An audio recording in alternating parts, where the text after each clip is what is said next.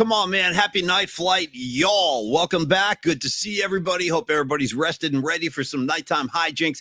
Got a hot day out here in the Bay, at least up here in the North Bay, probably where Tony is too. All over the place, man. It was hot today, but we're going to cool down tonight. I got a nice cold beer next to me, and I'm going to let Rags kind of light the commemorative PMP flame tonight, like the Olympic flame. We got our own flame, the PMP flame. Rags posted a message a couple of minutes ago, and he said, hey, man, I want to dive through my computer screen and bask in the warmth of PMP Nation. Bro, you came to the right place, Rags. That's a great mindset, a great philosophy, and that's why we're here. What's up, Patty from Napa? Stevie B, there's Rags. Noemi, Patty from Napa, Sweet Mad Hatter, Escobar the Third, The Nutter, Ray Goodman, on and on and on it goes. The wheel keeps on spinning. Can't slow down. If the thunder don't get you, the lightning will. Tony, how are you on a Wednesday night flight, my man? How you doing? Dude, I got so much to get to tonight. Dude, Paulie, I want to talk pick and pulls. I want to talk Giants baseball. Did you scratch your head again? I want to, showcase the glove. Yeah, showcase that glove. Let's let people see Barnon's glove. That's a glove of a Super Bowl champion, by the way. I can't say that about anybody on the roster today, but that is a Super Bowl champion. One glove, Tony. And now Tony's known on the streets. He used to be Creative Tony. Now he's Tony One Glove. And apparently we have some songs about Tony One Glove. We're going to premiere one of those tonight. Also have a special brand new song I cooked up for the Night Flight Gang. We'll unleash that in a few minutes too. We're good to go? Yeah. Okay. Yeah. So I'm sorry I interrupted you about the glove. Go ahead and tell me how you're doing, brother. No, dude, I'm good, man. It was actually a wonderful day, but there's just a lot to get to tonight, and I'm excited about it. And you know, it was a beautiful day down here. You said it was a beautiful day up there. It was one of those days where I'm like, damn it, if I had more time, I would love to have gotten out to the coast and gone for a dive into the ocean. But that's okay. For those that did, more power to you. I'm living vicariously. And Paulie, it's a night flight. It's you know, I like that we picked the night flight for a Wednesday night because it's kind of the crescendo of the week. Yeah. You know, you build up to the night flight and then we go back down the slide, right? Oh, that reminds me of an idea. And maybe this will be the first PMP invention out in society that I believe I've thought this for years, Paulie. Okay. And I wanted to call it Slide for Life.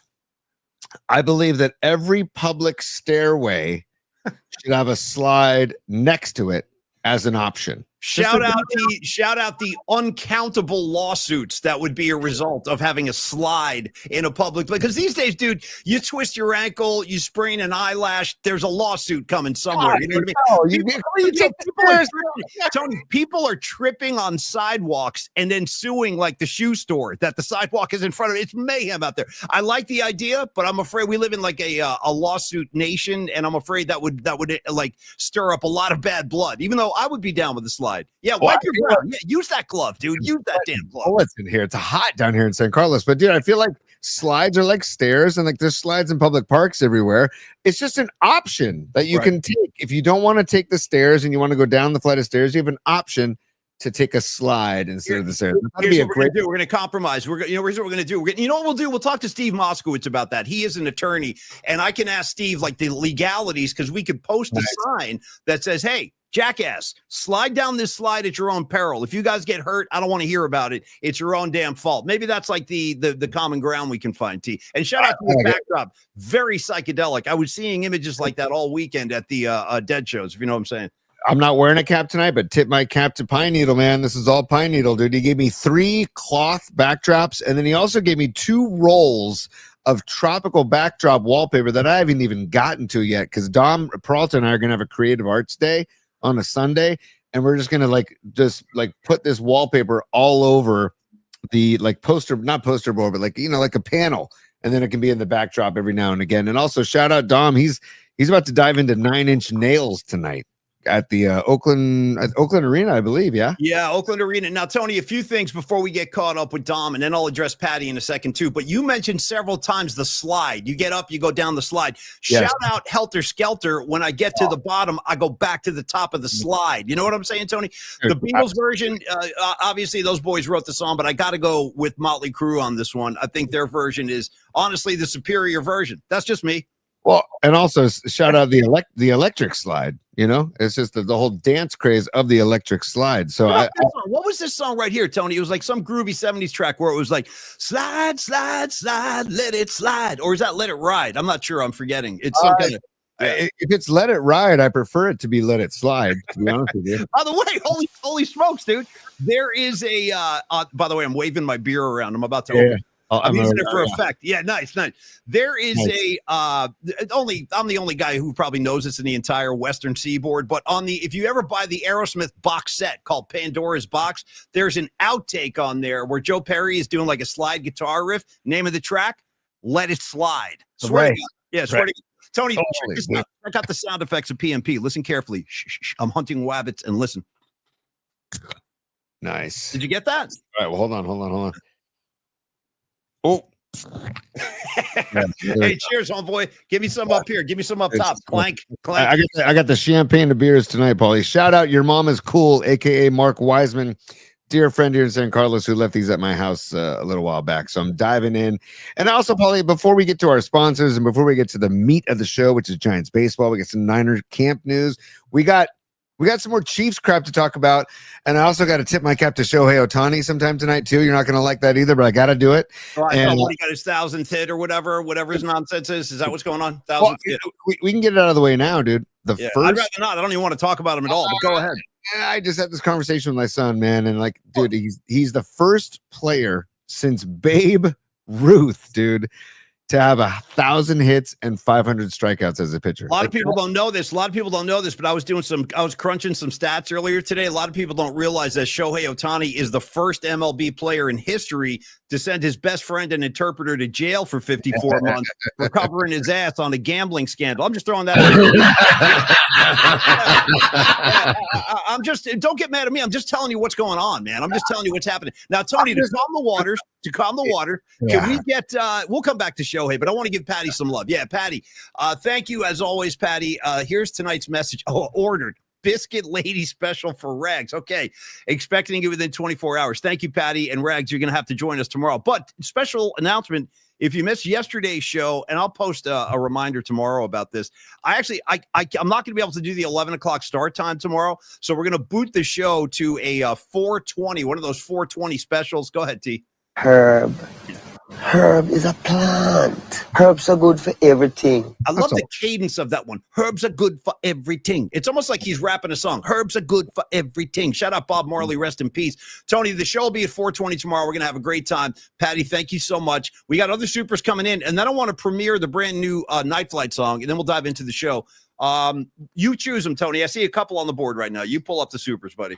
Use it or lose it, Paulie. Sweet Pain is the name of the game. Pine Needle is a super. What's up, Pine Needle? Dude, you've already given so much to this show. Thank you for being a super. He says, guys, I'm in Reno with my buddies. Not sure if the song is going to be worth but we're here for it. Dude, Pine Needle, I got the song locked and loaded. I'm wearing amazing. The glove. Now, I'm not talking about my song. I'm talking about Pine Needle song. It's freaking amazing.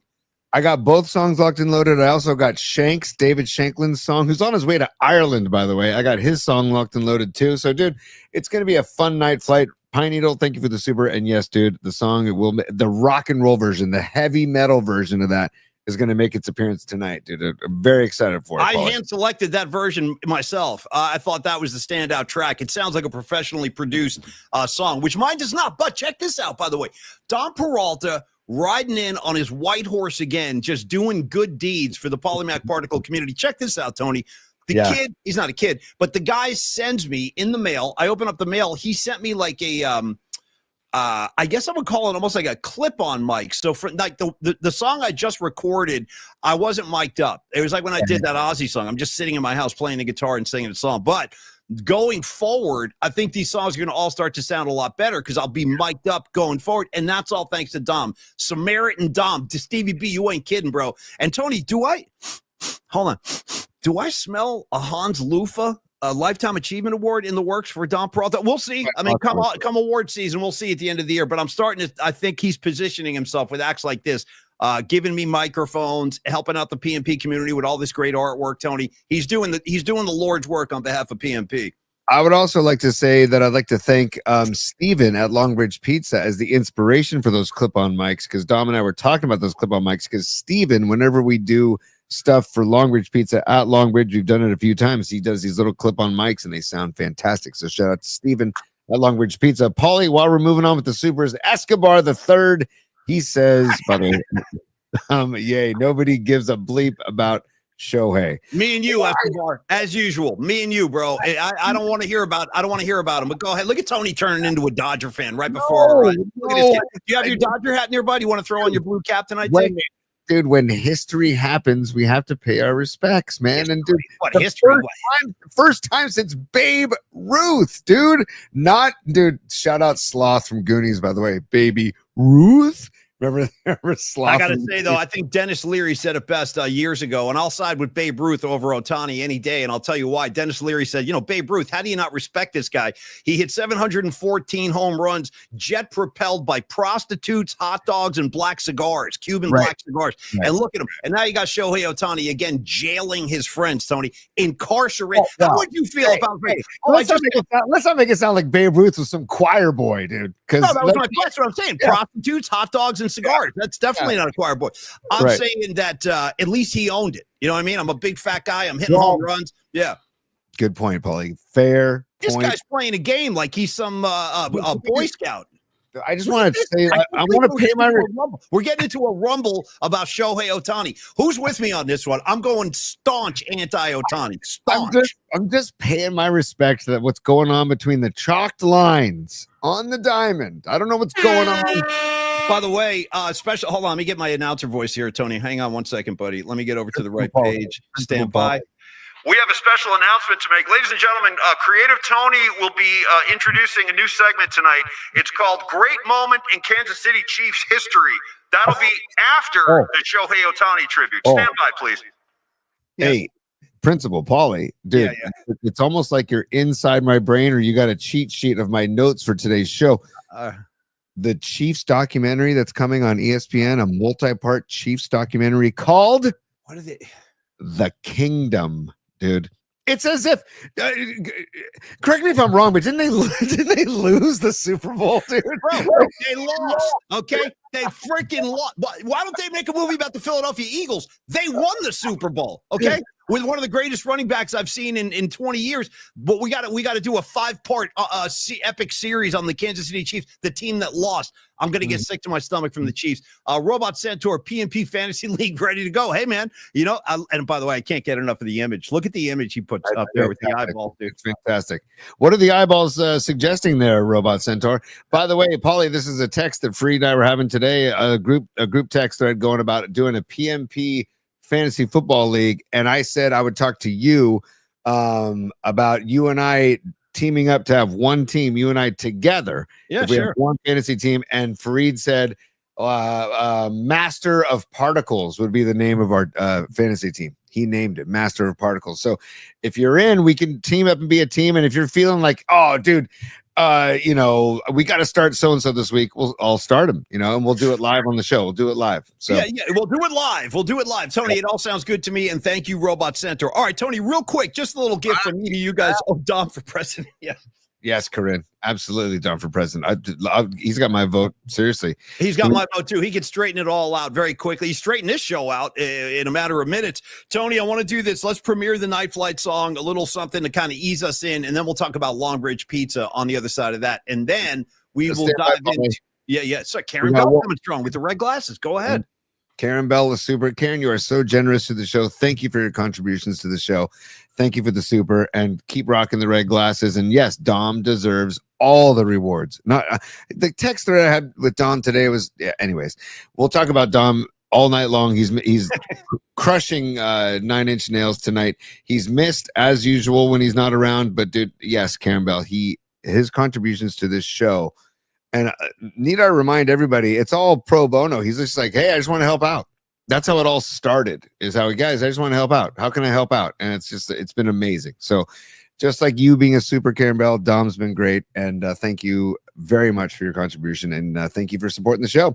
And by the way, Paulie, I heard from Daddy Soda Paul. Remember everybody, Paul, the Daddy Soda Paul? I was wearing the Daddy Soda shirt yesterday. I of course I remember. Dude, I went to Hawaii with Paul, for Christ's sake. But Paul is one of these guys who won the Murphy Mac trip to Hawaii, which we did like 10, 12 times years in a row, something like that. And yeah, Paul was with us one year. No, I rocked the Daddy Soda proudly. In fact, I gave Rags a Daddy Soda shirt to rep on the East Coast. So we got both coast blanketed. Yeah. Right. Well, he checked in today and he just wanted to know, say hello and compliment us on the show. And I just want to say shout out to Paul and Daddy Soda. Great dude, and just thanks for the support, Paul. And Paulie, take it away. We can get to the musical portion before we get to the sponsorships and go from there, buddy. Yeah, dude, unleash it, dude. So here's my new acoustic treatment of a special Night Flight song for all of us, kind of to ease us in. And we can start attaching this to the front of the show, but just since we've never played it for the first time, here it is. Night Flight, y'all.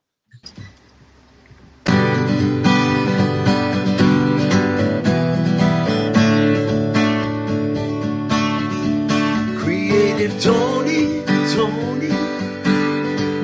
yeah, what you doing now? You coach your little league, yeah, let's take a night reprieve. Stay along, y'all.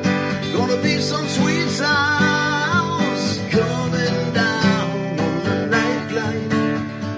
On the night flight. This is your other home. Yeah, you know you're not alone. Gonna be some sweet sounds coming down on the night flight. On the night flight. This is your other home. Yeah, you know you're not alone. I am absolutely jacked out of my mind, bro. There you go. Hey, Tony, now I sang it basically. I was singing it to you. You coach your little league. Let's take a night reprieve on the night flight. Love on it. The night flight. Anyway, that's our new night flight song. We'll be playing that going forward. Yeah. Mark Mensick, welcome to the show. Name I haven't seen before. What's up, Mark? He says, Hey, Mark. He says, love it. So, Paulie, nicely done, Paulie. And dude, keep the music coming, man. Keep it all coming. Seriously, I think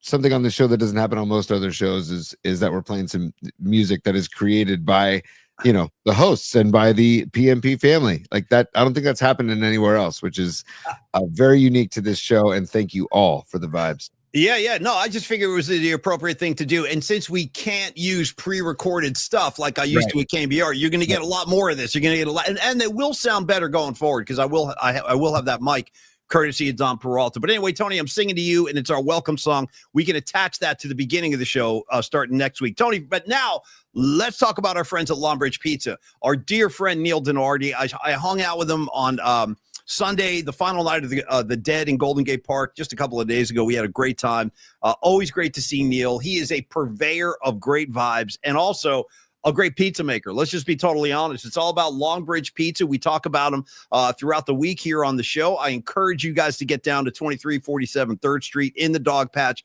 If you haven't been yet, it's literally right up the street from Chase Center and a little bit farther up the street from Oracle Park. A walk, it is doable. If you got an injury or you're limping or whatever, hop on the rail, grab a scooter like Tony, and then join the Vibe Tribe. Today is Wednesday. It's my favorite day of the week to go to Longbridge because that's sandwich day down there, man. That's when they unleash the chicken parm sandwich. That's when you can have a Vinny's Gabagool. That's when you can grab a chopped cheese. Dude, you know what? I think I'm going to hit the chopped cheese next time. I've been like a little bit too heavily involved with the chicken parm. I think I need to have like an affair. You know what I mean? I got to have like a side piece, and my side piece is going to be the chopped cheese next time I go in. I see your message, Noemi. Hang on one second.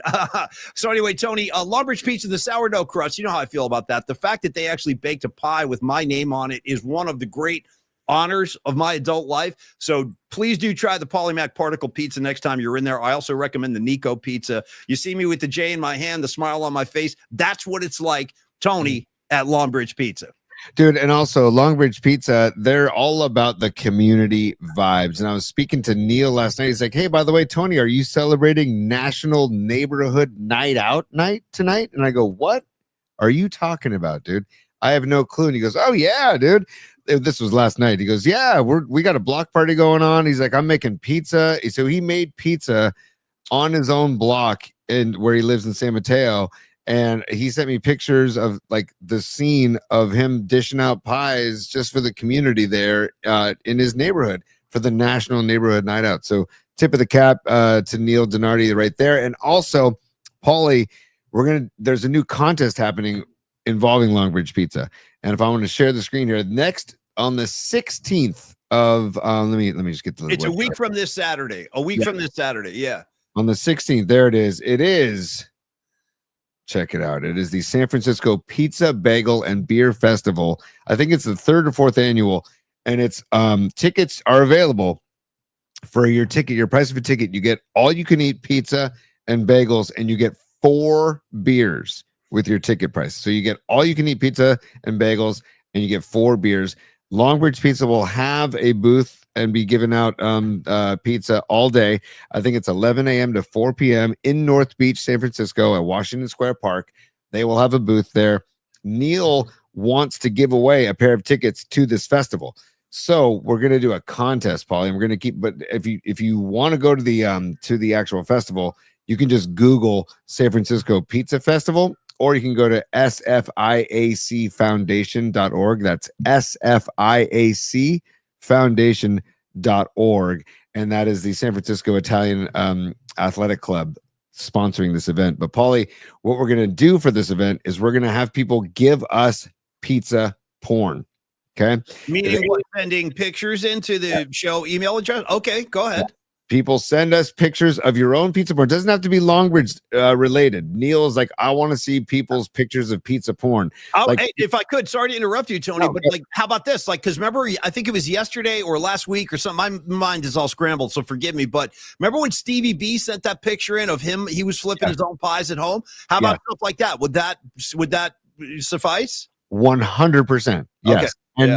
And Stevie B sent that in because he was using Neil's Longbridge Pizza dough. Yeah. But you don't have to use Neil's dough. Neil just wants people getting creative in their kitchens, inspired to make some pizza, and then send the pictures in the rest of this week and weekend. Send your pictures in, and then on Monday's show, we'll pick a winner for the pizza porn contest to get 2 free tickets to the pizza festival in San Francisco, which I've been to this festival, Paulie. It is it's one of the most underrated days in San Francisco because it's North Beach. The weather's going to be great. You got great food, great people, great beer.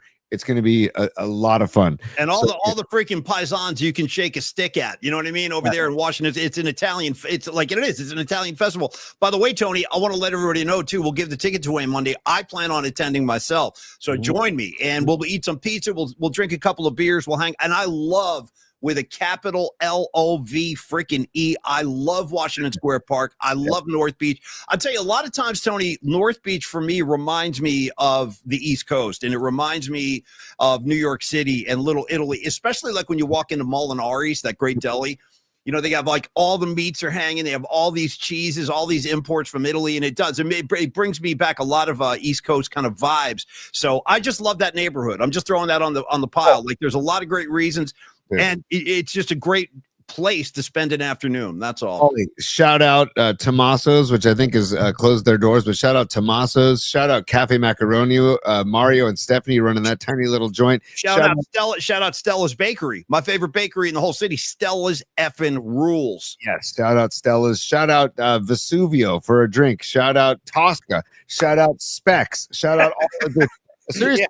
North Beach is my favorite. The North Beach and the Mission, and then now the freaking Dog Patch, dude. Okay, Tony, I didn't see this coming, and forgive me for interrupting you, but if I don't, I'm going to lose my thread on this. 2 things, quick. Pecan is in the house. What's up, Pecan? Yeah, great to see you, brother. And by the way, let me talk to Pecan for 1 second. I'm just going to talk to Pecan privately. Everybody, you guys can listen in. Hey, Patrick, check this out. Tony and I have been talking, and if you're down with this, I would have contacted you privately, but since I'm seeing you on the board tonight, I got nothing to hide. If you're up for this, dude, Tony and I would love to have you do some hits during the college football season. You could kind of be our college football correspondent if you want to. Just come on once or twice every couple of weeks, and we'll kick some college ball around. I'm just throwing out the red carpet. I'd love to have you, Pecan. We can talk more about that later. But yeah, see, Noemi, I miss Pecan in his shower hour. Leah Phillips, War Eagle. Nice. We all miss Pecan, and that's why I'm trying to bring him back. So, Patrick, consider it, and I would love to have you on board, and so would Tony. So just that Sorry, Tony. I saw pecan. I don't want to lose that thread. Go ahead, buddy. No need to apologize ever, especially when it's dealing with pecan, one of the all-time greats, man. And so if we can do pecan college football talk, I mean, I'd love to have it, because honest to God, like there's not many more people locally that care as much about college football as pecan does. I've never met a bigger college football fan in my life. I've never met a bigger college football enthusiast than Patrick Connor in my entire life. Hey, Tony, one other question about the pizza contest or the pizza porn. Can people take, like, for example, I have pictures on my phone from like the last time I was in New York eating John's Pizza on Bleecker, or if I was at Rags's house eating Florham Park Pizza in New Jersey. I always take pictures of the pizzas I eat. So would that suffice, or do they have to be homemade? No, it can be whatever you consider pizza porn. Really, honest to God. And this is all Neil on a phone call with Neil yesterday. He said, I want the love of pizza to come through from the PMP Familia. And then if you email us, pollyspod@gmail.com, we'll get the submissions, and then we'll show them on Monday's show. We'll pick a winner. And then, you know what? If you don't win, still go to the festival, because the festival is going to be a damn good time. Again, all you can eat pizza and bagels and 4 beers with your ticket. So, and it's from 11 to 4 p.m. in North Beach, Washington Square Park. And Paulie, Longbridge Pizza is going to have a booth right by the entrance, and Neil will be shucking pies all day long. So, okay, well, I look forward to it. I'll be there. We'll give the tickets away Monday, and I like you using the language shucking pies, dude. How do you feel about me stealing that from you and using it on a daily basis? What are you up to tonight? Not much. Just going to shuck some pies, dude. Shucking pies. I don't know where you came up with it, but I applaud it, brother. Nice little phrase right there. Yeah. Hey, Paul, I'm going to take the show for a second because, dude, first of all, I want to tip my cap to Alpine Little League, right there down south near Menlo Park. They just, I don't know the final score, but they were losing in the regionals in the Little League World Series, which is on ESPN, but they had an amazing run. And my son Dom plays against some of these kids on this team, and they had an amazing run. And they represent our District 52 here down in the peninsula. So they had an amazing run. I think the run has come to an end, but I just wanted to tip my cap to those boys because they did a hell of a job. And the coach is if all coaches could watch this coach, I think his name is Dave Levinson. And his son Nolan, by the way, is a 6'1", 12-year-old with a size 15 shoe, by the way. Okay. Insane. Anyways, but he was mic'd up, and I think you can choose whether or not to be mic'd up. He chose to be mic'd up as a coach, and his positive messages to the kids throughout each game and throughout turmoil in the games, and it was just awesome, man. So anyways, tip the cap to Alpine. And then Paulie, while we're tipping caps, I have to tip the cap to what's called the underworld that I've been exposed to from my mechanic Alfredo Luna, the pick and pull community. All right, here we go again with this nonsense. Now, define pick and pull. Explain what this is again for those uninitiated like me. I'm not a gearhead at all. So what's a pick and pull? Dude, I went to the Newark pick and pull today. It's basically Newark, out in the freaking Jesus Christ. East Bay, dude. Dumbarton Bridge, man. It's literally 15 miles from my house. No, you got to tell me about the East Bay. I've done my freaking time in the East Bay. I've done more than most. Believe me, I'm Mr. East Bay over here, man. So go ahead. No, I'm familiar with the East Bay. Quite. Yes. Dude, well, the pick and pull, it's basically a car graveyard, and you can just go. You pay $4 to get in, and you just can pick parts. You just pick parts, and then you go to the store, and then to the window as you check out, and they'll like give you a price. Like, dude, I got like a rear view mirror, like $7. I got I got 2 great, almost brand new tires, $80 for the pair. Okay. Like, dude, I'm floored by the pick and pull community, man. Well, take me to the pick and pull. I think I want to experience the goddamn pick and pull at some point. Don't hog this all to yourself. I want to find a rear view mirror and some fuzzy dice. You know what I mean? Let me play with the stuff. Paul, if you want to come with me to the pick and pull, you are more than welcome. I think I do. I just want to observe. You know what I mean? I just want to be a part of it. Maybe we can have like a PMP pick and pull outing or something like that. By the way, Pat, no, it's not Patty. It's Noemi asking, is it legal? It's 100% legal. It's totally, they're licensed. Is it legal? You can have a membership. Yeah. I mean, anyways, it's just because I've been trying to get a certain car smogged for months, dude, and we finally found the part on the same version of this car, and we found the part. We cut the part off the old car, put it on my car, passed smog, all about the pick and pull, Paulie. Well, listen, I appreciate your pick and pull detour. It's news to me, but what the hell, man? If it's getting you tires and mirrors, I'm all for it. Rags checking in. Paulie, do you remember the pick and shovel? And dude, do I remember the pick? Of course, I remember the pick and shovel. That's one of the bars in New Jersey that Rags not glamorous at all. This is a kind of a blue collar joint in Booton, New Jersey, and they used to serve us when we were underage. Shout out breaking the law back in the 80s. Nobody cared, bro. You could waltz in. I used to waltz into it. Rags, here's another Jersey spot. Shout out to Hoover's, okay? Hoover's on Route 10. Tony, the neon sign outside was a lit up owl, okay? Owl. So we had the owl, you had Hoover's. I used to waltz in there. I'd be 18 years old. I'd be like, yeah, I'll take a quarter keg, please.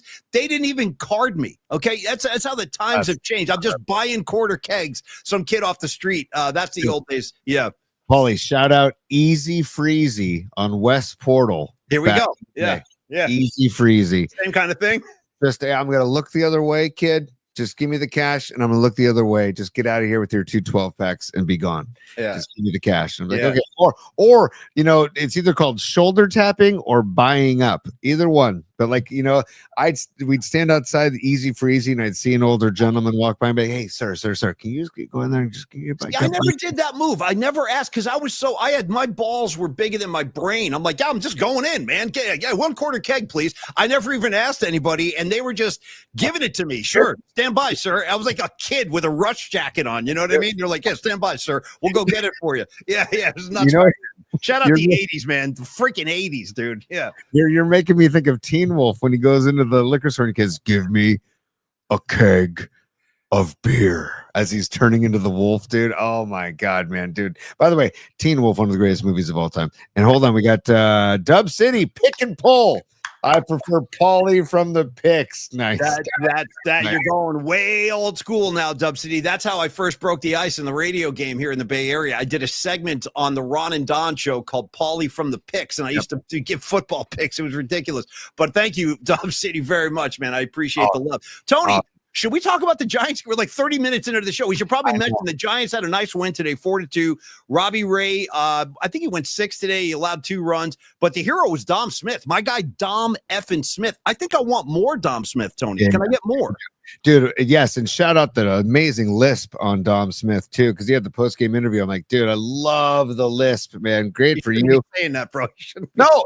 It's like it's fine, dude. It's fine. It's not a speech impediment. You might not think it's fine. No, dude, no. Come on. My Aunt Nikki works with speech therapy, dude. She knows it's okay.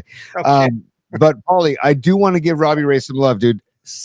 In the last 6 games combined for Robbie Ray, he's given up a total of 16 runs, dude. A total of 16 runs in 6 games. No, he's been a badass the entire season, Robbie Ray. He's been a godsend. And I got to admit, again, I did not see this coming. I didn't anticipate him having this kind of season. Also want to shout out Encarnacion today. He hit that home run, and then unfortunately he pulled his hamstring. That was really a bummer because he hit a bomb yesterday too, didn't he? Back to back. And also, Paulie, can I be a kind of a dick and just say it should have been a sweep? Like, can I be a dick and just say they should have swept the Pirates? Like, you're not being a dick. I would say no, you're entirely right. That in fact, they should have swept that series. That was the day they blew the 2 runs in the 9th. Yeah, that was brutal. They should have swept that series, and the fact that they didn't is not cool. And I see somebody on the chat. I don't know who it is, but they're asking for the tight pants. Who asked for the tight pants? Somebody on the chat asked for the tight pants. Oh, Karen Bell. So Karen Bell, you're getting Robbie Ray's tight pants. Let me tell you something. Let me tell you a little behind the scenes PMP activity. This is a true story. About 2 weeks ago, and leave that picture up while I tell this little quick tale here. I was looking around Twitter, and I found this woman who has a Twitter. Her Twitter handle is Robbie Ray's Pants. Okay. Yep.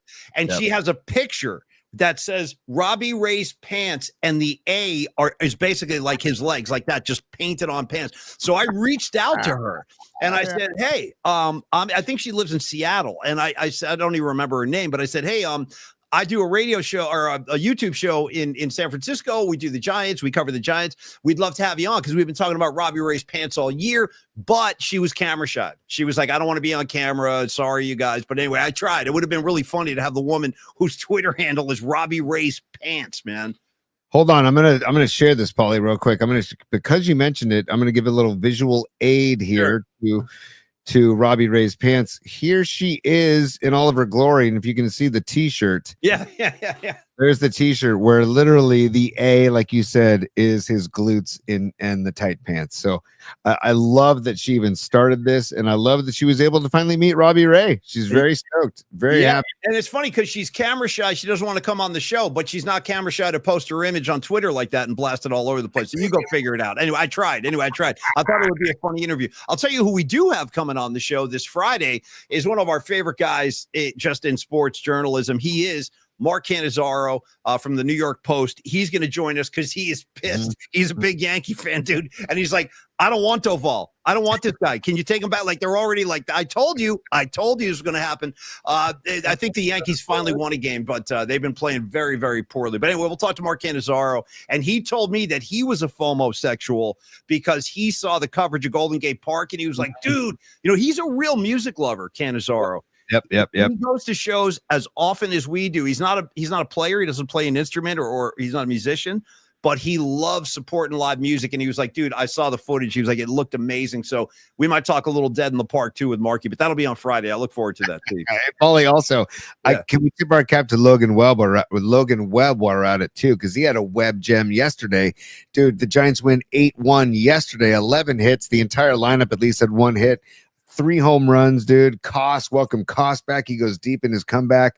And then you said our Encarnacion. And then Adames, man. Adames has been he's been steady in the second half, man. He's been steady. It's great. And then also, dude, Logan Webb. Okay. Dude, Logan Webb, 2 runs in his last 2 games. I think it's safe to say that maybe he's over the dead arm, and 21 Ks. In those 2 games, dude. He was determined. He was really determined yesterday. You could see it. He was not gonna take a loss yesterday. He fought hard, and you're right. He's been pitching quite well. Thank you.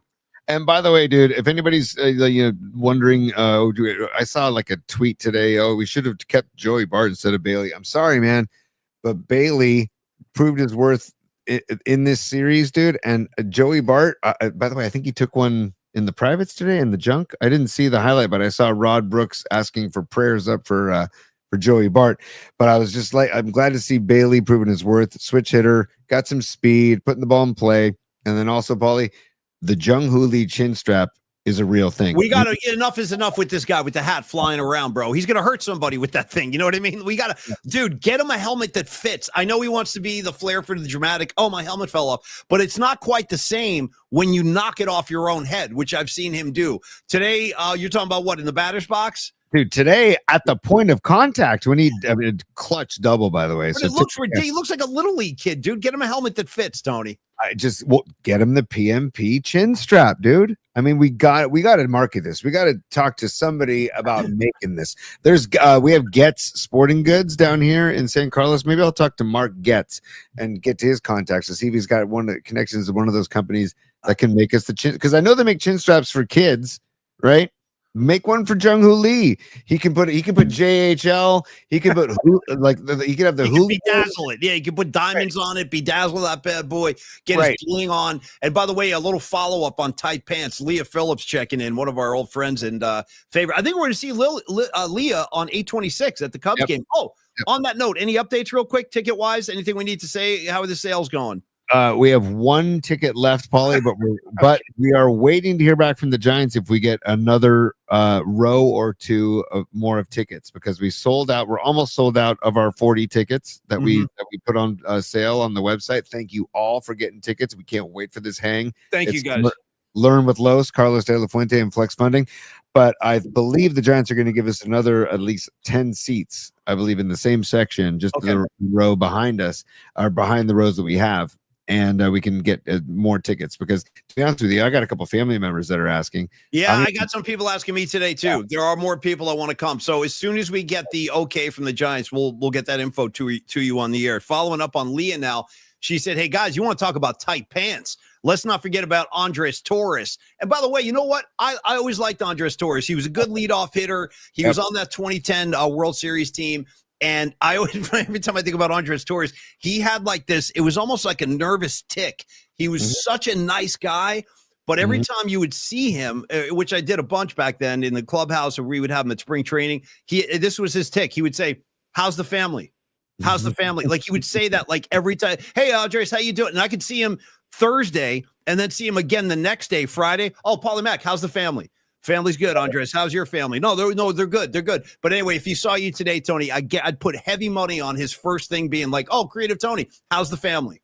Dude, I love the fact that I wish I could rock like the 4 buttons unbuttoned on the front of the button down shirt, dude, like, with the ripped jeans, like the 3. Yeah, he was a stylish dude, man. Yeah, remember he had like the faux hawk going and stuff too. Like, and just he was a specimen, dude. So it's like tip the cap, man, because like I couldn't do that.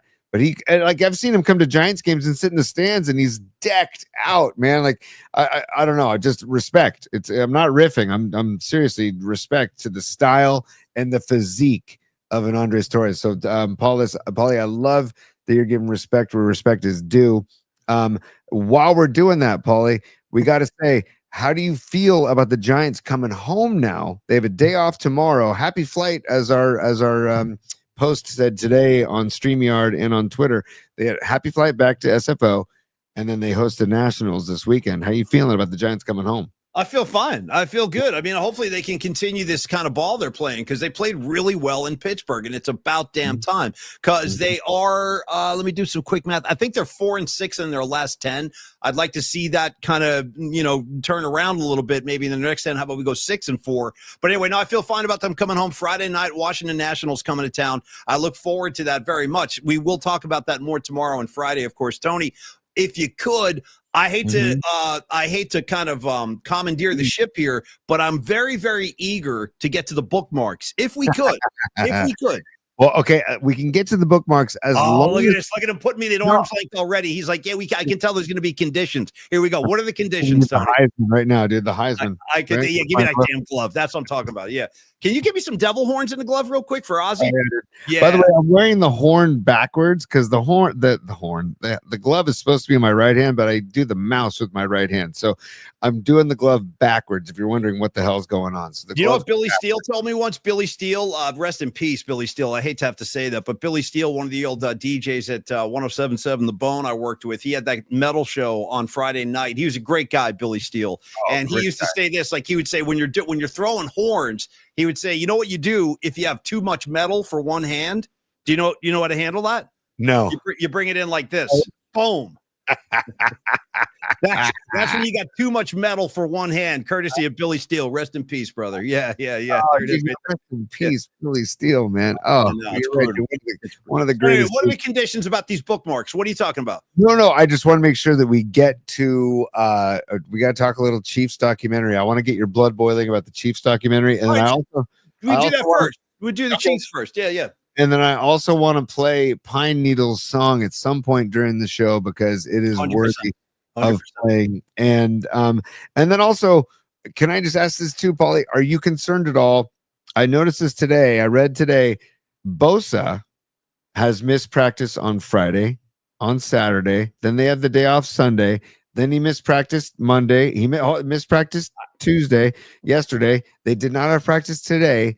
And I'm hoping he's back on the field tomorrow. They have a combo practice with the Broncos tomorrow. But he's missed the last 4 practices. We haven't heard anything. I'm assuming Bosa's okay. Let me jump in on this. If you remember last week, we were talking about Nick Bosa, who has, just for the record, if you haven't caught up with this, Nick Bosa now fancies himself a deadhead. Yes. And I'm not joking. This is not a joke. He went to the Sphere with Christian McCaffrey and George Kittle and I think a couple other guys. Yep. And I think they caught the bug, man. They looked like they really enjoyed it. Now, I've seen Bosa wearing tie-dyes. I've seen him wearing Steal Your Faces. So, Tony, I think what might be going on here is what I like to call the Grateful Dead flu. You know what I'm saying? You go to 3 shows and I had the Grateful Dead flu on Monday. Believe me, I could barely get through the show, man. I was on fumes. So perhaps, we talked about the possibility of a dosed Nick Bosa at Golden Gate Park. I'm just telling you what happens. You never trust a prankster and all that kind of stuff. It does happen. People get dosed. I don't advocate that, but I'm just offering that as a possible explanation. He might have that whole dosed Bosa thing might have come to life. Don't tell me he was the guy that climbed up on top of the windmill. Oh, the windmill guy. That's right. Was that Bosa? No. Because somebody climbed up there. You got to be pretty athletic to get up there, dude. How about Nicky Bosa, dude? Just like King Kong, dude, swatting freaking planes down like out of his mind. Dosed. Of course, this is all hypothetical. I'm just riffing. I don't want a lawsuit from the Niners, but I'm just saying it's a possibility. Maybe they dosed his ass, and he's still trying to figure out like, oh my God, what's my purpose in the universe, man? What am I supposed to do?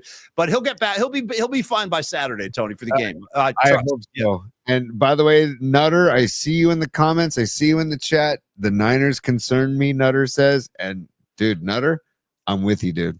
I'm with you. It seems like there's just a lot going on in camp, more than there should be. That's all I'm saying. What are you talking about, injury-wise, Tony? Injuries, scuttlebutt.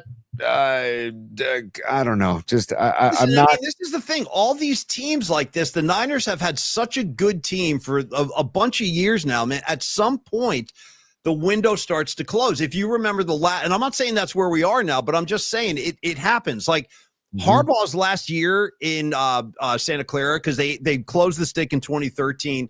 He moved down to Santa Clara in 2014 for that first season. Niners went 8-8. And he lost the team. I mean, flat out, he lost the team that year. It didn't even look like guys wanted to play for him. And that's why I feel like Harbaugh kind of has like a shelf life. There's like an expiration date with him. It's great at first. It's going on with the Chargers right now. Yep. He put them in the playoffs immediately. That's what he does. He changes the culture. Everybody buys in. But I feel like, who's got it better than us and all that kind of stuff. I think that runs its course with NFL players. I mean, these guys are pros. They're not college kids. So, and I'm not suggesting that's where Shanahan is right now, but to your point, I've seen the same stories and I've been reading about it. And there are some weird vibes down there. And, Juwan Jennings and Brandon Ayuk with all of his doom and gloom stuff online. Like all the different signings. And then like they brought in this guy Isabella and he's already gone. And they're bringing in like I don't know. I get why they're signing these people because these injuries are happening, but it just feels like, man, it's almost like a rummage sale. So I don't know. And Ray Goodman's a super, by the way. He's thank you, Ray, for the super dude. And he says Buckeye alumni have been known to do crazy ass. Let me tell you about Buckeye alumni. You guys remember freaking that lineman? That he was a great offensive lineman. But speaking of crazy ass Buckeyes, you remember Aaron? What's his name? Alex Boone. Alex Boone. Oh yeah. Dude, we had the Alex Boone show on the Murph and Mac show. We had Alex Boone on once a week back in his era.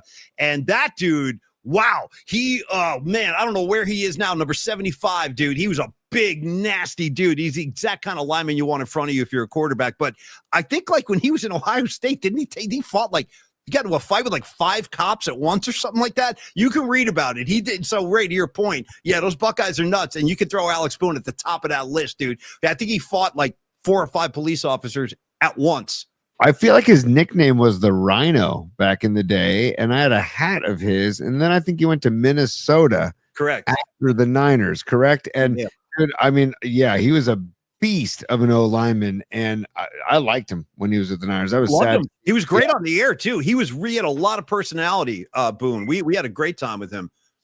Noemi's a super, man. And Noemi, thank you for the reminder of your super. And I apologize for not getting to it sooner, but she is damn right. She says we need a PMP compilation LP on vinyl. Well, I tell you what, I mean, we could probably press some CDs. And Noemi, we'll play the Night Shift song or the Night Flight song. It's based on the Night Shift song, but we'll play that on the way out tonight, too. Thank you so much, Noemi. We appreciate you so much because you're here every day and you've been so supportive. Thank you, Noemi. All right, Tony, let's do this. Real quick, Noemi, remember the idea of the not the book club, but the album of the month club. Don't sleep on that idea either. Remember we talked about the book of the month club? There's people that do that, get together, they read a book for a month, they get together at the end of the month, they talk about the book, they have wine and whatever. How about an album of the month club? Friends of mine do it in Colorado. It's great. Everybody introduces each other to different music. It's great stuff. Noemi, thank you for the super. And I got to get to another super down here at the bottom here. I think it was Patty from Napa, who's so supportive of the show. Patty, thank you so much. Let me just get this up on the screen. She says Bosa and Kittle were looking for Paulie at Tower 5, like many of us were. Yeah. LOL. Mikey just popped in and says hi. Or What up, Mikey? Yeah, no, but trust me, dude. I was holding it down at Tower 5 because that's where I met Drutzy every day. My buddy Drutzy, he had the blankets laid out and stuff. So we were there. And Patty, I went on a walk looking for you too, and I didn't see you. It's all good. That's what happens at shows. You cannot control anything, as you saw at a dead show. The dead show is going to dictate terms, and you just got to kind of go along for the ride. Tony, let me quarterback the next few minutes of the show. okay. I'm going to ask you for the Creative Tony song first, because that's a feel good thing. Then I want you to piss me off with the Chief story, and then we can end with some high flying bookmarks. In fact, some bookmarks in there are relevant to the 49er discussion we're having right now. So let's go Creative Tony song. We're going to go Chiefs disgrace. And then we're going to go bookmarks, and then we'll wrap it up for tonight. Stevie B, one more super real quick before the song. If you could put them up there, Tony. Hang on. And I've got to comment to the show again, too, Paulie. But Stevie B says, Boone, the kind of guy whose head protected the helmet. Niners could go 12 wins or 8 wins, and neither would surprise me. Before camp, I was fully confident. Stevie B, I'm with you, dude. I don't know what to expect. I saw it. Not that anything that Colin Cowherd says is worth any merit, but he is predicting them to come in last in the NFC West. And I was like, Well, okay. I don't know about the Cardinals, but I do expect the Rams to be pretty good. Yeah. Seattle's going to be pretty good. I wouldn't go that far to say the Niners are going to be in last place. They can wind up having a really good year, but that's dependent on a lot of things. Their schedule is easy. I will say that. Finally, for a change, the Niners schedule is pretty manageable. It's not as tough as it's been. So I could see them winning 10 games, 11 games. I think if things go well, I think that's reasonable. Where are you at, T? Yeah, 11's a good number. I think 10.5 is what Vegas has. And I not that I don't gamble, Paulie, but I do like to see what Vegas has to do. And 10.5 over under for wins on the season. Give me 11. That's a great season, by the way. Okay, but you know what, Stevie B, real quick, one last comment that I just saw him post, not the super comment, but Stevie B goes, if they stay healthy, they're fine, but they never are. Dude, that's so true. Have you noticed that every year Shanahan's running backs get hurt? Every single year. We have running back injuries under Shanahan. I'm not blaming him, but I am saying it's a thing. It's like it's a trend, and it's worrisome. It really is, because a lot is riding on Christian McCaffrey, and now that Garendo's got health problems, we'll see. We'll see how it all shakes down. All right, Tony, some feel good vibes. Could I please get the song and introduce it and give me the backstory so people know what they're going to hear? Paulie, before we get to the song, I apologize. We're 52. We're 52. You don't want me to get to bookmarks. That's what's going on. Oh, good for you. Let me cut through all the bull crap, and let me tell the audience what's going on right now. Creative Tony is trying to prevent me from taking y'all into the wonderful world of bookmarks, which, by the effing way, was a segment that he invented. This kid right here, he goes, Paulie, I got this great idea. We're going to call it Bookmarks. We're going to pull stuff off Twitter. We're going to put it in a special file, and we're going to show them to the audience. And you never want to do it. It's starting to drive me crazy. What's going on with you? 808. Rules are, there ain't no rules. All right. Buddy, I want to give Peralta Arts and Company, our other sponsor for the night, some much deserved love, because we're 52 minutes into the show. That's absurd. You were 52 minutes. We try to do that at the 30 mark, just FYI. Yeah, we're about 22 minutes late on this. Stand by, because I got to get the script up now. I'm all out of sorts over here. Yeah. You can start it with, obviously, Peralta Arts and Company is a company founded by Dom Peralta and his brother. And Dom Peralta is an amazingly talented dude. For those of you that know Dom or have seen his work on this show, he is incredibly talented in the graphic arts and design. And right now, DJ Rob B, who has been with Murph and Mac for years and now is down in Southern California near Palm Desert. He made the song, our theme song for the show. Dom Peralta, he actually hired Dom Peralta and Peralta Arts and Company to design the album cover for his latest album, which is coming out. And I think Dom is almost done with that album cover. And I can't wait to show it on the show whenever Dom is ready to show it on the show. But that's one of the projects that Dom Peralta is doing, Paul. Tony, let me jump in real quick and let you know what they're saying out in the P&P community. There are accusations swirling around right now that you might have had a couple of tokes of that sweet leaf before the show. True or false? True or false? No. No. All right, no. they're saying it. That's what the people are saying. That's all. And Rags is checking in. Hashtag free bookmarks, dude. Free effing bookmarks. Okay, Tony, let's talk about Peralta Arts for a second. Like gentlemen, let's be gentlemen and talk about Peralta Arts. Tom Peralta, we freaking love you. He's over at 9 Inch Nails right now, jumping around with that industrial stuff. Trent Reznor smashing the stage out to pieces. I saw 9 Inch Nails in 1991. Open for Jane's Addiction, and I got to be honest, Jane's Addiction at that time was one of the best live bands I've ever seen. What happened to them is so disgraceful. That's a whole.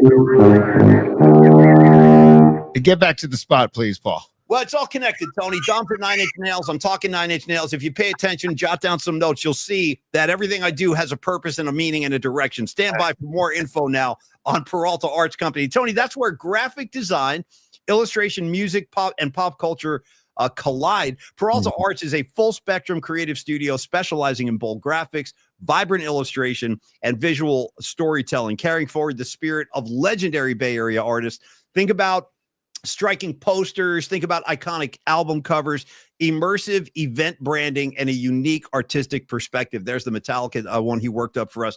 They channel pop culture, music, and the energy within our community into every project. Tony, we're talking logos, posters, fine art, brand visuals that celebrate Bay Area culture. I love me some Bay Area culture. Hey, here's a quick update of the Metallica poster from June 22nd. The first editions have been sold out. Congratulations, Dom. Second edition prints are starting this week.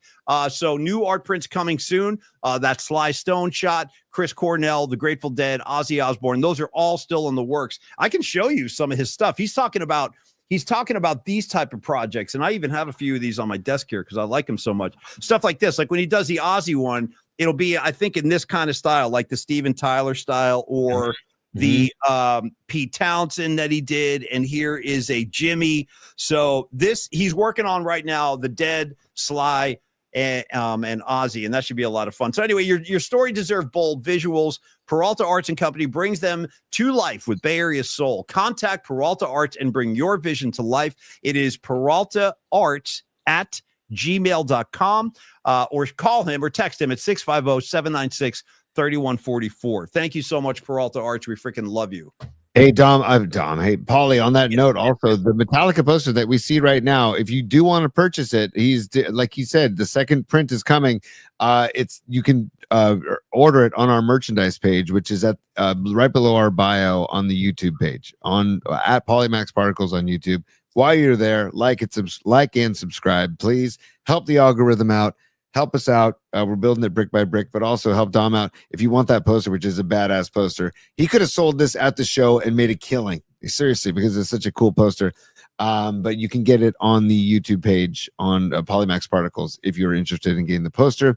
And we'll let you know as soon as he finishes the album cover from DJ Robbie's album. We'll present that on the show as well, Paulie. Okay, T, thank you for that. And thank you, Peralta Arts. Of course, thank you, Longbridge Pizza, too. Tony, without further delay, I'd like you to kind of walk me through and the audience the backstory of the creative One Glove, Tony One Glove song we're about to unleash. And this thing is badass. I'm telling you, you're going to love this. Well, first of all, so David Shanklin, a.k.a. NorCal Refrigeration and HVAC, who made the first song ever on this show, not done by Paulie or myself, called Hans Lufa. And then he did a PMP VIP song. He also did the Give Us the Low song. And he also did a Tony One Glove song. And David Shank gave me this William Floyd Bar None glove.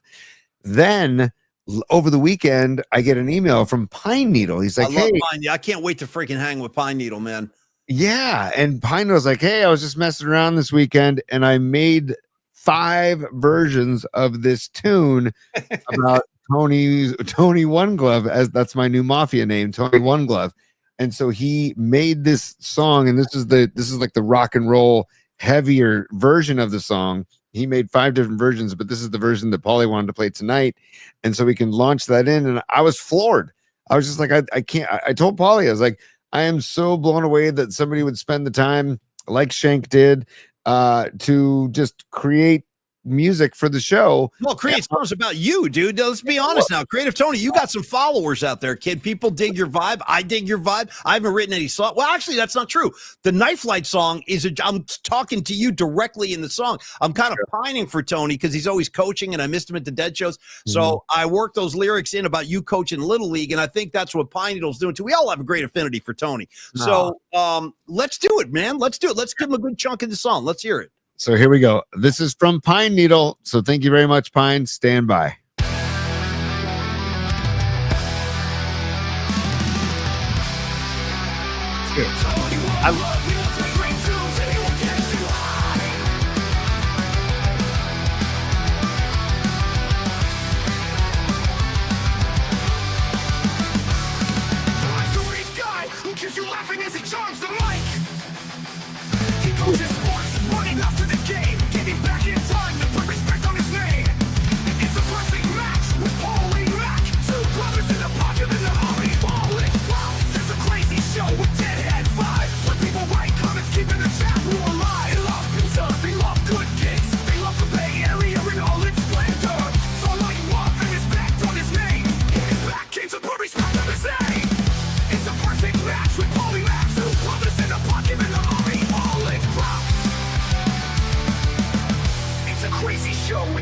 Vibes where people write comments, keeping the chat room alive. They love pizza, they love good gigs, they love the Bay Area and all its splendor.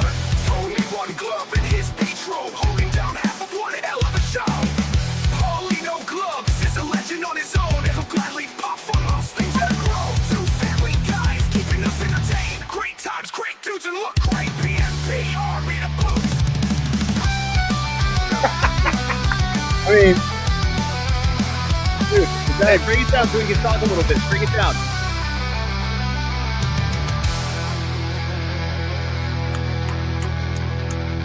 Hey, dude. Hey, is Pine Needle even here tonight? I don't know if I've seen him. He was earlier, but Jesus, dude, like, come on, man. That's just Pine Needle, you've outdone all of us. I mean, that's a professional quality recording, dude. The drum track is insane. The guitar sound is insane. Chugga, chugga, chugga, chugga. Hey, the whole thing is money. Pine Needle, thank you so much. And Tony, how do you feel, man? That's for you, brother. Honest to God, I didn't know what to think. I was blown away. And there's 4 other versions where it's the same lyrics, but different styles, different genres of music.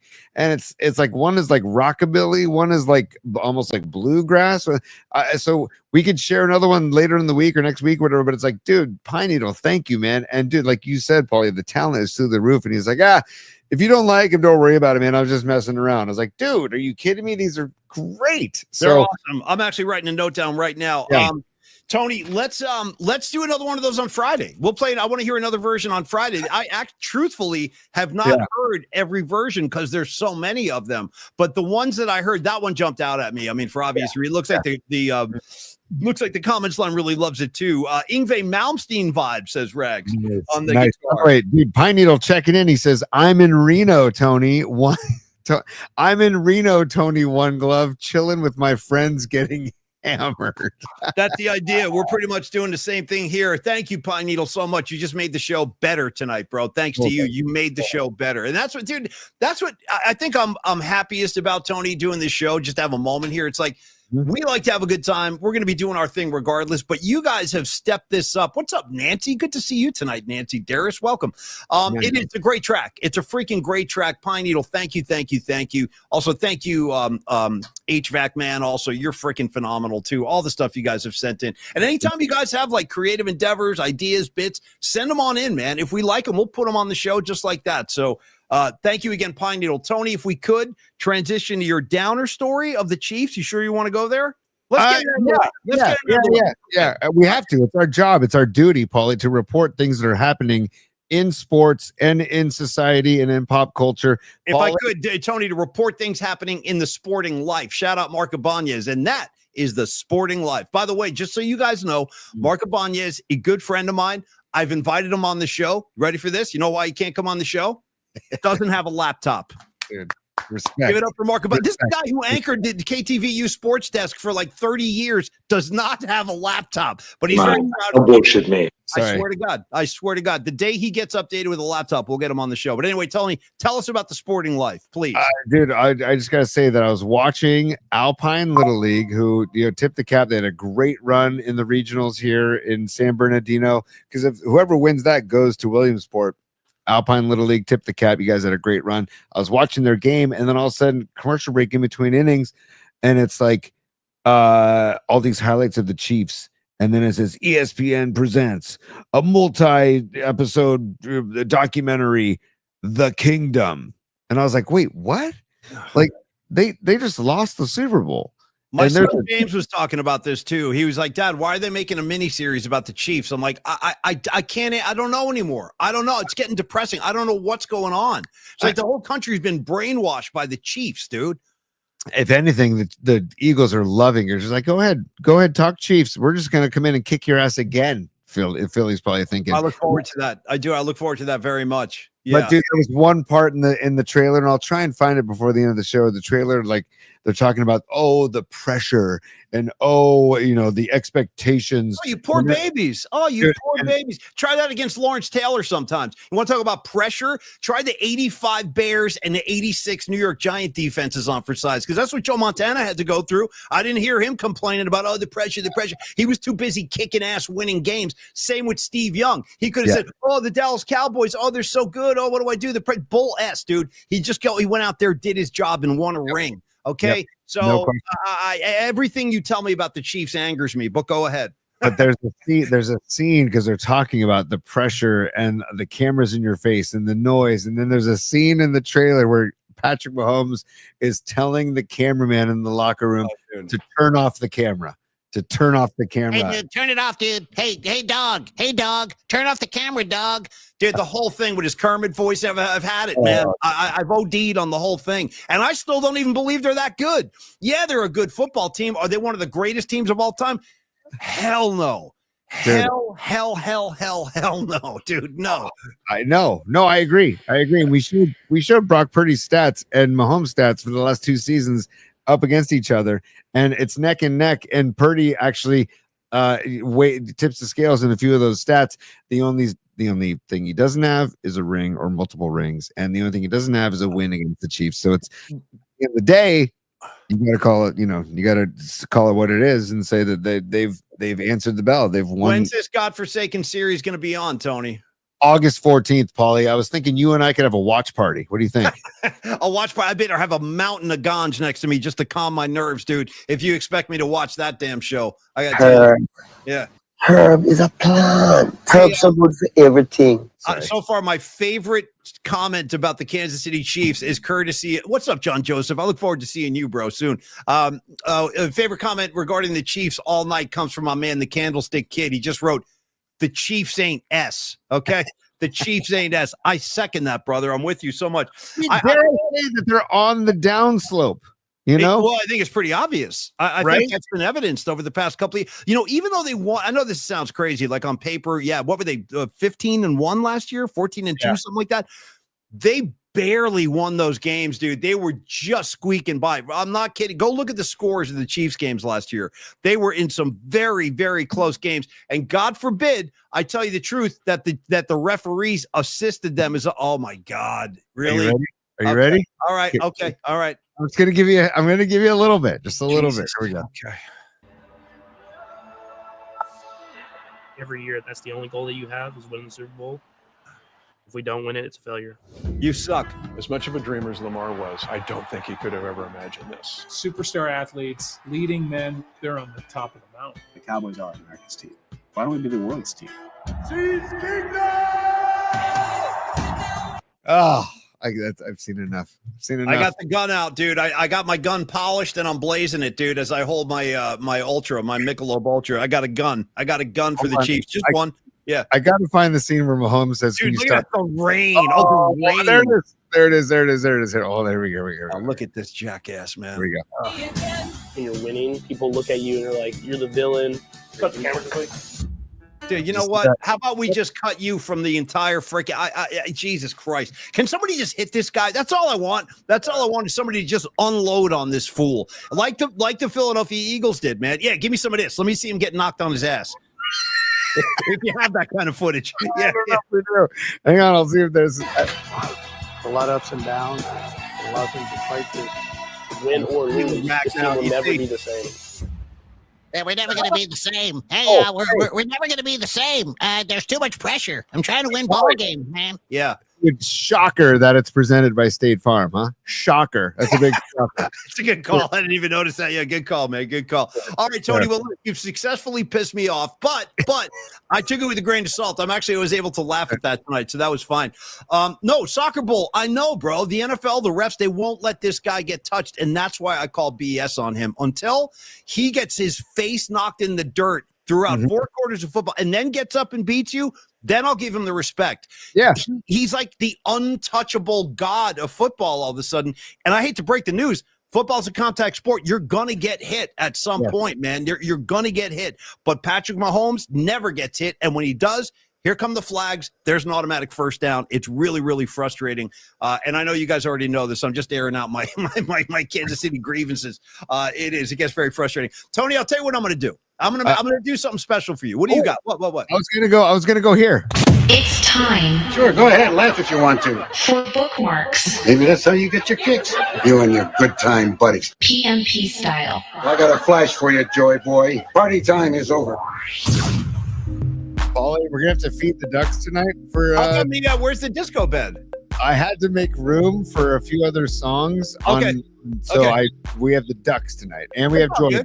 We have Disco Joy Boy. Disco Joy Boy in honor of Don Peralta rocking out to 9 Inch Nails tonight. Not a problem.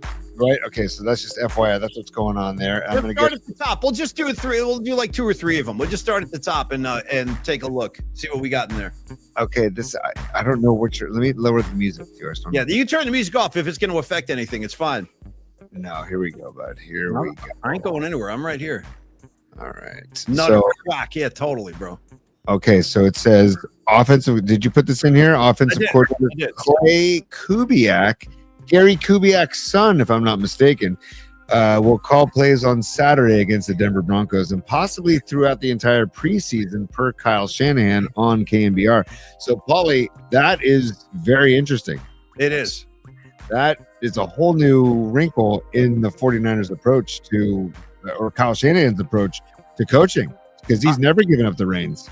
And I want to give him credit. Actually, I do. I want to give him credit, and I'll tell you why. The reason I put this in there is because, Kubiak's going to call the plays in this game, probably the entire preseason, like that post says. But you know what I like about this, Tony, is that they're not just standing pat, sitting on their hands saying, like, no, we're going to go what we've done in the past, because what they've done in the past hasn't gotten them to the mountaintop. And maybe we need another brain, another set of eyes on the game with a different perspective from Kyle Shanahan, because I feel like, and I don't think I'm the only one here. I think in tight ball games in the fourth quarter, a lot of times Shanahan, I think, might overthink himself. Like he overthinks stuff. Like in the Super Bowl when he had Garoppolo throwing deep passes late in the fourth quarter with a 10-point lead, I would have just run the ball, run the clock out. We got a 10-point lead. Let's go home and have a parade on Market Street. So I'm okay with this because they're telling me that they're not just going to keep bringing out the same old thing. They're going to try something new. I'm actually okay with this, T. How do you feel about it? I'm okay with it too, man. And it's about evolving, right? And kind of recognizing your strengths and your weaknesses, and also trusting in your staff and trusting to delegate. I feel like Shanahan has struggled to delegate and struggled to trust in certain things that obviously he loves to do. He obviously loves to call plays, but it's time. You got bigger fish to fry, dude. And I saw Robot Center in the comments saying, hey, Shanahan needs to give this up and protect his running backs. But Mark Gravy says one bad loss or a few bad play calls, he's taking it back over. Who knows what's going to happen? But I do love that they're doing this in the preseason to see where it stands. Okay. And also Steve Bisecchio is a super. Niners need a guy who can override/challenge Shanahan. He has cost them tremendously and is the constant. Wow, dude, he's not wrong. No, I agree. I think we all agree. And I think maybe there's a part of Shanahan that agrees too, where he's like you said, Tony, well said, he's letting go of the reins. Let's see what Kubiak can do. Maybe it'll bring a new look, a new dimension. And if it doesn't, I'm sure he'll take the reins back. But let's try it, man. Let's try it and see where it goes. Anyway, Tony, thank you. No, I love it. And Stevie B, let us know what pizza you're going to be cooking up this weekend, bro, because that's that Scarlet or that China Cat sunflower pizza you made last week. It looks amazing. So, by the way, we got a nice China Rider on Saturday out at Golden Gate Park. Yeah. Anyway, Tony, carry on. I'm just throwing that on the pile. Yeah. was Sturgill in on that or no? Did he? No, just come he was in on Morning Dew. He basically did the massive version of Morning Dew to close the first set Saturday. That was badass. Yeah. I know we talked about all the Dead and Company shows, and we talked about Trey Anastasio band's set. But what did you think about Billy Strings and Sturgill's their sets? What did you think about their sets? I liked you know what I mean, Tony? I mean, I liked Sturgill more than I like Billy Strings. Okay. I thought the Billy String. I mean, again, this is just a matter of taste, man. Obviously, the kid is a phenomenal guitar player. Anybody can see and hear that when you see this kid play. But I just honestly, and you know what the weird thing was for me with Strings? There was no percussion. It was literally all string. So there was no like pulse. There was no like rhythm underneath it. It was just all these stringed instruments going off at the same time. And I liked it, but I like Sturgill more. I'm just being honest. And I thought Trey's band was great too. His band was really, really fun. The Trey Anastasio band on Sunday. And that I felt like that set that Trey played, he dropped that Mission in the Rain in there. He gave you all your Fish song, Sand, Momo Dance, all that stuff. The crowd really responded. And I felt like during Billy Strings, like, it was hard to go all in on that because again there was no pulse, there was no rhythm, there was no drums. So, but that's just me. I loved what he did with the Dead. I love the Wharf Rat that he played with the Dead. That was probably the high point of that whole show. But anyway, that's me. I like Sturgill and Trey a little bit more than I like the Billy String set. Since you right on. Whoever chose those three openers, by the way, nice freaking work because that was just a great 1-2-3 punch. We have also Escobar 3 is a super again. People can change. Insert the Rocky Force. Especially when Pecan's in the house tonight. If I could change, you can change. Everybody can change. Dude, all of a sudden, like Gorbachev say clapping or whatever. It was mayhem, dude. Okay. That's awesome. Thank you, Escobar. That's awesome. Here, we get back to bookmarks. Polly, we'll wrap it up. Give me a couple more. Yeah, just a couple more. Why not, Polly? Because it's okay. Thank you so much. It's a nice night flight. We're gonna play your night flight song again, and let's scroll down here. What the hell is this? This is great, dude. Pause this for a second. Pause this. Okay, so dude, this is. I'm not kidding you guys. This is 1979. This is an actual halftime show at Candlestick Park in a game between the Niners and the Rams. You want to know? You want old school NFL? Here it comes. Here's a guy getting mauled by a tiger on the 50-yard line at Candlestick Park in 1979. Go ahead, T. Oh boy. Not really mauled, but it's pretty crazy that this happened. Look at this. Boy. Look at this. Takes him right out to the logo. T. Watch this. Watch this.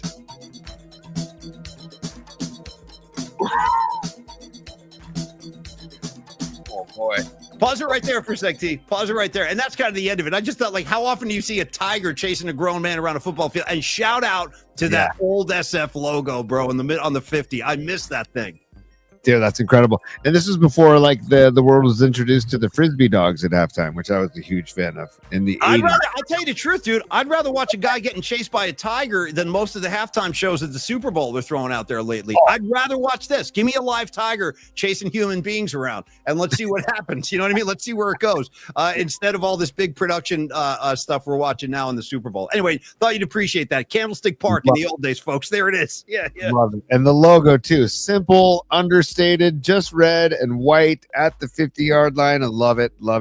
I put this in here, Paulie, because this is an interesting topic for discussion. We can talk about this tomorrow, maybe. Like Bryce Harper right there a little bit, that picture. A little bit, but this is a good topic maybe talk about tomorrow. But Bryce Eldridge in August, he's got 8 hits, 4 of them home runs, dude, in for Sacramento and in 16 ABs. So he is red hot in August. So just food for thought. We can talk about it tomorrow. Should they consider bringing him up? I saw our boy Los D, Carlos De La Fuente, says, if you don't risk it, there's no biscuit. No risk it, no biscuit, which I loved. And I always say this anytime anybody's debating about bringing up a big talent like this kid is that I quote Davey Johnson, the skipper for the New York Mets when they won the series in '86. He went to the owner who was it Cashin? I guess it was that guy, Brian Cash, something like that. Anyway, the guy who owned the Mets in '86, Davey Johnson went to him and he goes, "Hey, I need to bring up this kid, Dwight Gooden. He's down there striking out fools left and right. He struck out 300 guys in a year." And it was like, well, he's too young. He's too young. And Davey Johnson was like, no, I have to have this kid. I have to have him. And guess what? They brought him up. He won a Cy Young at the age of 19. So I'm saying it can work. I know a lot of times it doesn't, but I'm not opposed to it. I would try it, Tony. Let's see. Maybe he's hot. Maybe he'll pop a few over the fence, man. Who knows? And by the way, I said no risk it, no biscuit, which is what Los D said. Carlos De La Fuente of Flex Funding, our wonderful sponsor who's always on the chat. That's what he said. And then your mom is cool, responsive with no glove, no love. So Hell yeah. Dude. And also Rags chimed in with, did somebody say biscuit? Because I think he's hearkening the spirit of the Taste the Biscuit lady. It sounds like Taste the Biscuit lady is going to be a presence on the show tomorrow, courtesy of Patty from Napa. Give me one more, Tony. One or two more, and then we'll wrap it up. One or two more. You bet, Polly. Stand by. If I can scroll, please.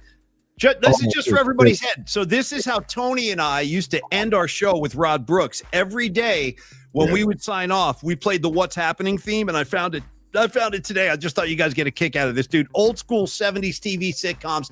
Dwayne, Raj, and Rerun, dude. Just getting it done, walking down the street. Go ahead. Going to play by the rules of YouTube and stop it there, No, you're Paul? smart. You're smart. You're smart. You get the idea. He's about to wipe out on his board. You guys get the idea. Wearing the Rams jersey, by the way. Yeah. Dude, now that was Raj that was just on the stoop or the front porch. And then if we pause, I think we can resume. But now that we've taken a pause and we've stayed under 20 seconds. I just hope we get to see Dee, his sister Dee, because she would come downstairs talking mess, bro. She would be crushing Roger, her older brother, Raj. Yeah. And by the way, apologies everybody for the choppy nature of this, but we get slapped on the wrist by YouTube all the time. We go more than 20 seconds in a clip, and then we have to edit the clips out because it's copyright nonsense and blah blah blah blah blah. So just FYI. But here we go. Shout out to Shirley at the diner with the comb in her hair. She had that big comb stuck in her hair. Oh, and this one's for you. This next one's for you. We can wrap it. There's your boy, dude. There's your boy. Coach of the Dolphins. Tony's a big fan of this guy. Look at the look on his face and look at the quote. He actually said this to the media the other day. Oh, he did. I saw this too, Paul. He goes, it's a great morning. And then somebody goes, why is it a great morning? And that's his answer. That's Mike McDaniel, the coach. Look at this guy, dude. Dude, by the way, shout out Pink Floyd, shorter of breath and one day closer to death. I wonder if he was hearkening his old Pink Floyd. Riding around on a piece of ground in your hometown. Nice, Tony. Nice, dude. Nice. You know what? I know it's a hit for them, and I know Dark Side of the Moon is they're one of the, well, I love Dark Side of the Moon, but it's also their most popular album. But the song Time is just a classic, dude. And that lyric is in Time. And that is also Mike McDaniel, who I love, man, because, dude, the guy will wear like capris on the side. He's out of his mind with the calves, the skinny calves going. He's got the ankle socks on. I'm like, this guy's an NFL coach right here. And he played ball. Apparently, I think he was like a cornerback at an Ivy League school. I think he played at Brown or Yale or something like that. True story. He actually did play college ball, this guy. Oh, I believe it, man. And also, he was wearing like gold rimmed glasses last year and stuff. Oh, he's out of his freaking mind. I'm just asking you, Tony, to take a look at him. Look at this dude. Look at your boy. Yeah, it's so good, man. It's so good. Those eyes are come out almost like Robot Centaur's profile picture. Great call. Well, he might look like that too because he has to contend with Tyreek Hill every day. Imagine dealing with that dude. That's a handful right there. Getting arrested on the way to a game and stuff. Although I'm not sure that was his fault. The cops kind of roughed him up. That was uncool. Yeah. But anyway, I'm just saying, dude, he's got like the look on his face is. I just thought you'd appreciate that one too. Much appreciated, and I love him, and I root for him. Former not part of the. Oh, yeah, thank you, because it was his birthday. It's Yauk's birthday. I wanted to get that up there, man. Man, dude, I miss this cat so much. For those that don't know, that's MCA from Beastie Boys. Man, do I miss MCA. He was the understated part of the trio, man, but he had the gravelly voice too. And I think he was probably the driving creative force behind the whole band. Like, Tony, I strongly recommend you read that Beastie Boys book if you haven't, because The other two guys talk about Yauk almost like he was like, I mean, he really was the driving force behind the band. Like he did so much with them. And I want to tell you one quick story about Yauk real quick, and then we can wrap. There's a store in San Rafael that I have bought like Christmas gifts and birthday presents for people I'm close to at this Tibetan like jewelry store on 4th Street in San Rafael. And I was in there one year and I just decided to ask, there's such nice people behind the counter. I was like buying bracelets or necklaces or something.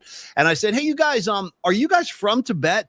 And they were like, yeah, we came over years ago. You know, we love California and blah, blah, blah. I go, this is kind of a crazy question, but do you know who Adam Yauk is? And they're like, oh, and this is like an older couple. This is a married couple, like probably 20 years older than me. And they're like, oh, Adam Yauk? You mean the Beastie Boys? And I go, yeah, the Beastie Boys. And they're like, they said in Tibet, Adam Yauk and the Beastie Boys are considered like heroes, like Martin Luther King or a figure like that. Like it was just so cool to connect with them like that. Because if you don't know, Adam Yauk organized all those free Tibet concerts. And I think their whole stance was they were getting bullied and killed by the Chinese, and they took this nonviolent stance. They're like, we're not going to resort to violence. If you want to kill us, you're going to have to kill us because we're not going to fight you, but we're also not moving. We're not giving up our way of life and stuff like that. So anyway, Yauk came to their defense, and I just thought you'd appreciate that story, T, that he is like he's a true hero in Tibet, for real.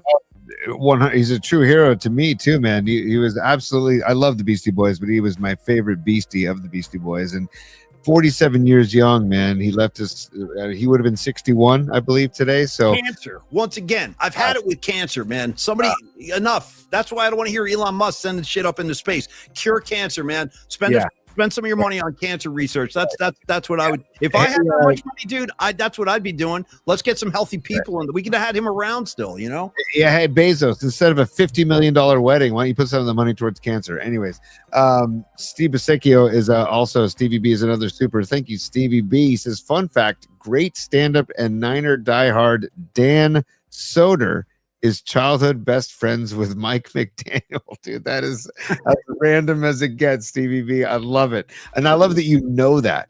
That's amazing. So, Paulie, that's I feel like we should end the bookmarks without him. Yeah, that's the perfect place. Rest in peace, Yauk. We miss you, man. I was listening to Paul's Boutique a couple of days ago. I got that one on. I got Paul's Boutique and I got Check Your Head on vinyl. They both sound great. I got all their stuff on vinyl. I got it's worth buying a vinyl, and it's just so good, man. And looking down the barrel of a gun, son of a bitch, getting paid, getting rich. Anyway, sorry, Tony. A little breakout there. Yeah. Also check out the what's called the In Beastie Boys album. It's on vinyl. You can find it on vinyl, called The In Sound from Way Out, and it's all of their instrumental tracks from all their albums put on one record, and it's called The In Sound from Way Out. Anytime I have people over, I put that record on because it's great background music. And I hate to do this, Tony. I want to ask you one last favor. And I'm sorry to do this, but I just remembered something. Please go back to Bookmarks. It's related to what we're talking about. It's about MCA. Go back to Bookmarks for 1 second and scroll down. I'll tell you when to stop. This is going to be a real fun way to end the show. I promise. You'll be psyched. Stand by. Let me get. Okay, so scroll down. Keep going. We can come back to that. I know our new black helmets. Don't even get me going. Don't even get me going on this shit. We're wearing black helmets now, kids. I don't know what's going on. Not that. Keep scrolling. Keep going. Keep going. Robin Crosby, his birthday too. I know. Keep going. Keep going. Keep going. Okay. Right there. Okay. Take this to about 20 seconds in. Drag this to about 20 seconds in. I just want you to get a piece of this dude. He just recorded, some guy just recorded this at home. This is for you, Tony, since you love the pieces. I freaking love it. Hang on. Stand by really here quick. Yeah.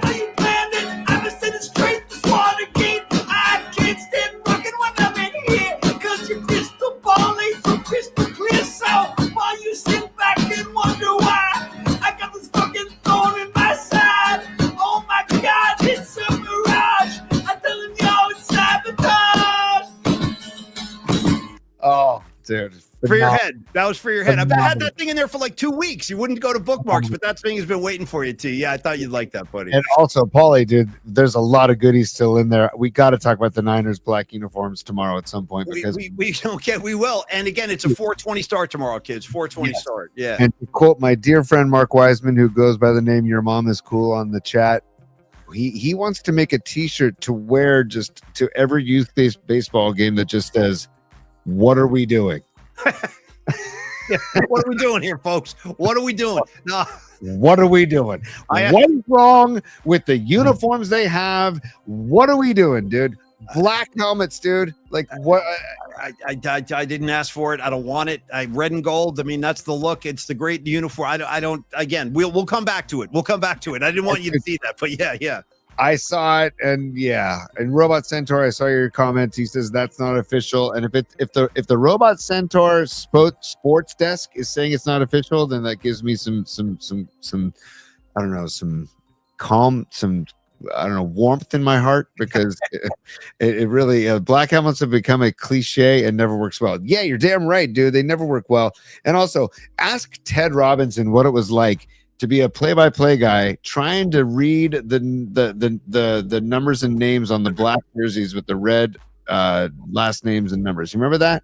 I do. It was awful. You couldn't see the players. I don't know who I was looking at. It was terrible. It was terrible. You should never mess with a great traditional look like the Niners have. In my opinion, one of the great uniforms in the NFL. And I love their road unis too, man. I don't need black. They don't have no black in their color scheme. Get black out of here. I love the color. Look at, I wear black every day, but I don't want to see the Niners wearing black. You know what I mean? Oh, yes.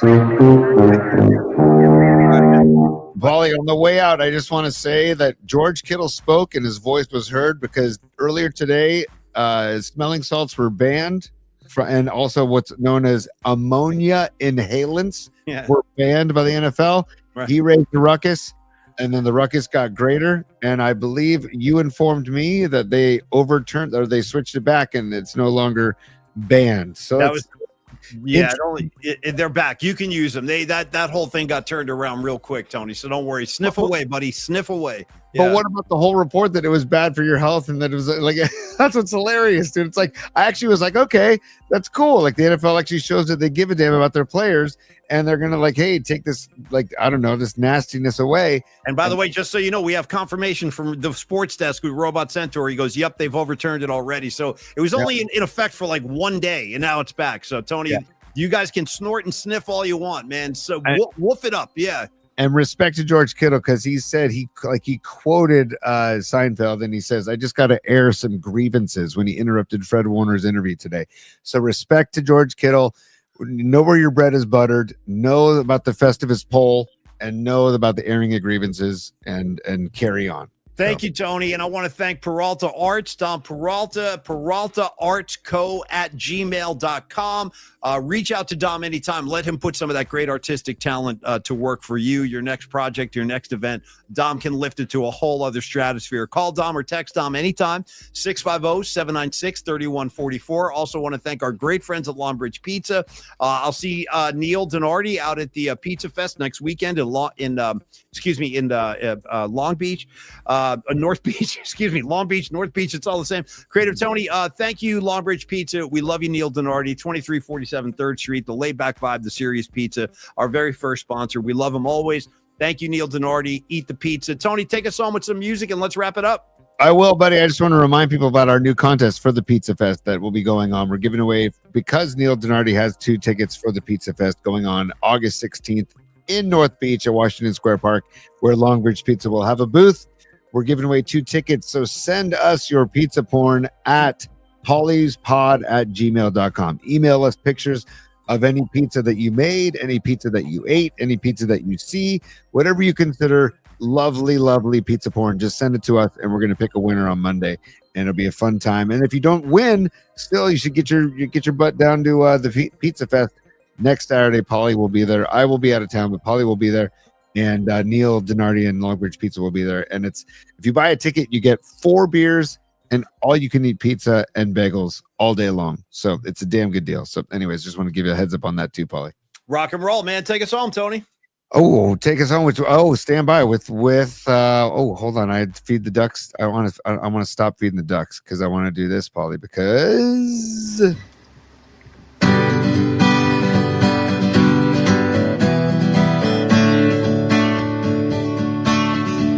Creative Tony, yeah, what you doing now? You coach your little league, yeah, let's take a night reprieve. Gonna be some sweet sounds coming down on the night flight, on the night flight. This is your other home. Yeah, you know you're not alone. Gonna be some sweet sounds coming down on the night flight, on the night flight. This is your other home. Yeah, you know you're not alone.